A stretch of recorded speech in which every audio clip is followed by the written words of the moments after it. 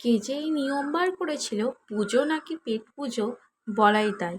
এত নিয়ম এইসব করতে করতে পুরো গরমে তো জীবন শেষ। সত্যি বলছি, এত কষ্ট হচ্ছে। এরকম নিয়ম মাথায় করে রাখি। হ্যালো এভরিওয়ান, আমি তামসী বর্ধমানের একটা ছোট্ট গ্রাম থেকে আমার ভিডিওতে তোমাদের সকলকে স্বাগত। আজকে ছিল নীল ষষ্ঠী। আমি সকাল সকাল উঠে স্নান টান করে নিয়েছি, বাড়ির সমস্ত কাজকর্ম করে। নীলষষ্ঠীর মধ্যে আমাদের মায়েদের বলো মেয়েদের বলো কিছু নিয়ম আছে। মেয়েদের বলা চলে না, মায়েদের কিছু নিয়ম থাকে। যারা সন্তানের মা হয়েছো তাদের নাকি ভাত খেতে নেই। আজকের দিনে তারা লুচি বা আটার কোনো জিনিস খেয়ে থাকতে হয়, এটাই নাকি নিয়ম। তোমাদের কার কার এরকম নিয়ম আছে অবশ্যই কিন্তু জানাবে। সকাল সকাল আমি স্নান টান করে নিয়েছি, আর আমার চুলের অবস্থা দেখতেই পাচ্ছ কেমন। তো আমি এই হেয়ার সেরামটা ব্যবহার করি। এই হেয়ার সেরামটা আমার চুলের জন্য খুবই উপকার আমি পেয়েছি, কারণ আমার চুলটা প্রচণ্ড রুক্ষ শুষ্ক।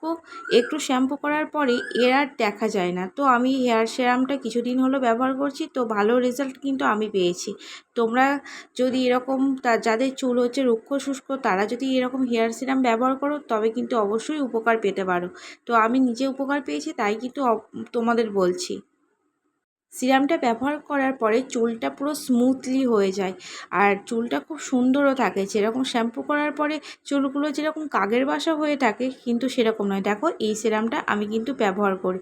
এটা কিন্তু দু ধরনের আছে। যাদের অয়েলি চুল তাদের আলাদা, আর যাদের ড্রাই চুল তাদের কিন্তু আলাদা। দেখো, আমি চুলটাকে এবার বেঁধে নিয়েছি, কারণ এবার আমি পুজো দিতে যাবো। চুল ছেড়ে তো আর পুজো দেওয়া যায় না।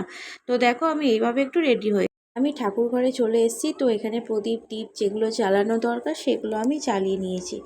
আর আমি যখনই পুজো দিই তখন আমি চন্দনটা রাখার চেষ্টা করি। পুজোর মধ্যে আমি ফুলের মধ্যে চন্দন দিই। আর আজকে যেহেতু একটা স্পেশাল দিন, ষষ্ঠী, নীল ষষ্ঠী, তো আমি মহাদেবকে তো স্নান করাবই। তার জন্য কিন্তু আমি চন্দনটা ঘষে নিলাম। মহাদেবকে স্নানের জন্য কিন্তু সাদা চন্দন ব্যবহার করা হয়, মা কালীর জন্য কিন্তু লাল চন্দন ব্যবহার করা হয়। এখানে আমি ঠাকুরকে দিয়ে নিচ্ছি ফুল বেলপাতা। তো আমি স্নান করিয়ে নিয়েছি। যেহেতু আমাদের কালকে চড়কের দিন আমাদের বাড়িতে মহাদেব আসে। আমাদের যেটা পাড়াতে পুজো হচ্ছে, বাড়ি বাড়িতে আমাদের আসে। তো কালকে আমরা মাথায় জল ঢালবো। তো আমি বাড়িতে যেহেতু আমার মহাদেব আছে, আমি মনে করি মন্দিরের মহাদেব আর আমার ঘরের মহাদেব কিন্তু একই। তো দেখো, আমি কিন্তু খুব ভক্তি ভরে পুজো দিয়ে নিচ্ছি সকল ভগবানকে। আমার পুজো দেওয়া কমপ্লিট। আর দেখো, আমি এদিকে মা পরোটা তৈরি করে নিচ্ছে। তো সকাল সকাল মারা যাবে গঙ্গা স্নান করতে। আমি কিন্তু যাব না গঙ্গা স্নান করতে। আমি কিছুদিন আগে গঙ্গা স্নান করে এসেছি। যেহেতু জেঠু মারা গিয়েছিল, তার জন্য আমি কিন্তু গঙ্গা স্নান করে এসেছি।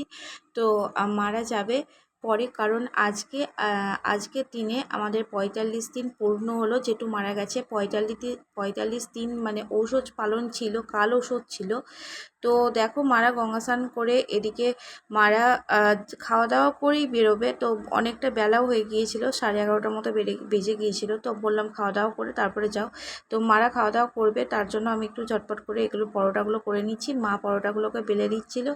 আর ভাবলাম অনেক কিছু যখন রান্না হবে উনুনেই রান্না করা যাক একবারে, কিন্তু গরম লাগছে, কষ্টও লাগছে। আজকে কিন্তু প্রচণ্ড রোদের জোর ছিল। দেখো, আমার পরোটাগুলো করা কমপ্লিট হয়ে গেছে। আমি একটু হাওয়াতে এসে বসছি, অনেকটা কষ্ট লাগছিল। এবার আমি একটু কিছু খেয়ে নিলাম। খাওয়া দাওয়া করে নিয়ে আবার চলে এলাম দুপুরে রান্নার জন্য। তো এখন আমার কুমড়ো তরকারিটা করে নিচ্ছি। একটু রেসিপি কী হবে আমি একটু বলে দিচ্ছি তোমাদের। আজকে হবে কুমড়োর তরকারি। তো কুমড়ো তরকারিটা হচ্ছে, এখানে বসে নিয়েছি। লুচির সঙ্গে কিন্তু কুমড়ো তরকারিটা খুব ভালো যায়। হবে ছোলার ডাল, যেটা ছোলা আর কি, ভাঙা ছোলার ডাল হবে। তো আর হবে মানে বোঁদে থাকবে। আর মা আগেই মানে গঙ্গা স্নান করতে যাওয়ার আগে সুজিটা করে রেখেছিল বাড়িতে। তো সুজিটা মা ভালো পারে, আমি অতটা ভালো পারি না। তো সুজিটা মা করে রেখেছিল, আর আমি এগুলো, মা সব সবজিগুলো সব কেটে রেখেছিল, আমি এগুলো করে নিচ্ছি এখানে।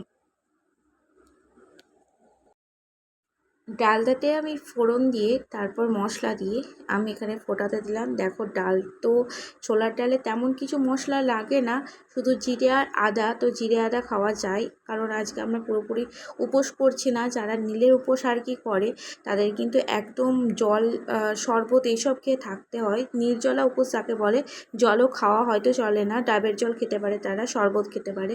তো দেখো আমি এখানে ডালটা করে নিচ্ছি। আর আজকে সত্যি বলছি এত গরম আর এত কষ্ট লাগছিল কি বলবো। ডালটা রান্না করতে করতে মা কিন্তু বাড়ি চলে এসেছিলো। আর এদিকে দেখো দুপুরের রান্নার জন্য মা এখানে লুচির গোলাটাকে মেখে নিচ্ছে। তো আমার ডালটা কিন্তু এদিকে হয়ে গেছে, আমি এখানে ডালটাকে নামিয়ে নিয়েছি। আর দেখো কুমড়ো তরকারিটাও আমার হয়ে গেছে। রান্নাবান্না একদিকে হয়ে গেলে অনেকটা নিশ্চিন্ত হওয়া যায়। আর দেখো মেয়ে এখানে এসে, মেয়ে কী নিয়ে যেন একটা বায়না করছিল, আমার এখনও অতটা খেয়াল নেই, কারণ ওর প্রতিটা সময় কিছু না কিছু নিয়ে বায়না করতেই হয়।